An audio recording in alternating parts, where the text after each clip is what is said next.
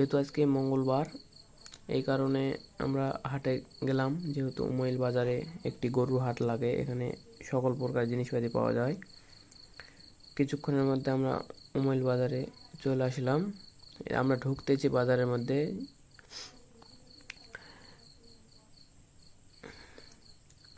ঢুকে দেখতে পারতেছি যেহেতু আমাদের আসা একটু দেরি হয়ে গেছে, একটু মানে অনেকখানি দেরি, এই কারণে হাট প্রায় ভেঙে চলে যাওয়ার মতো অবস্থা। সবাই নিজ নিজ গরু নিয়ে চলে যেতেছে। আমরা পোষার জন্য একটি গরু ক্রয় করতে এসেছিলাম, যেহেতু এর আগের হাটে আমরা আমাদের কুরবানির গরু কিনেছি।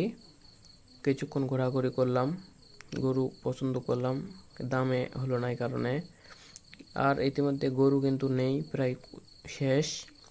এখন বাড়ি ফিরে যাওয়ার পথে, যেহেতু উমাইল বাজারে হাটের দিন, কাঁচা তরকারির দাম কম, এই কারণে প্রয়োজন মতো কিছু কাঁচা তরকারি নিলাম বাজার ঘুরে। দিয়ে আমরা চলে যেতেছি, বাড়ির দিকে রওনা দিলাম। এখান থেকে আমাদের বাড়ি অল্প একটু। এই যে ভাইরা গরু ঘুরে নিয়ে যেতেছে, বেচতে পারেনি।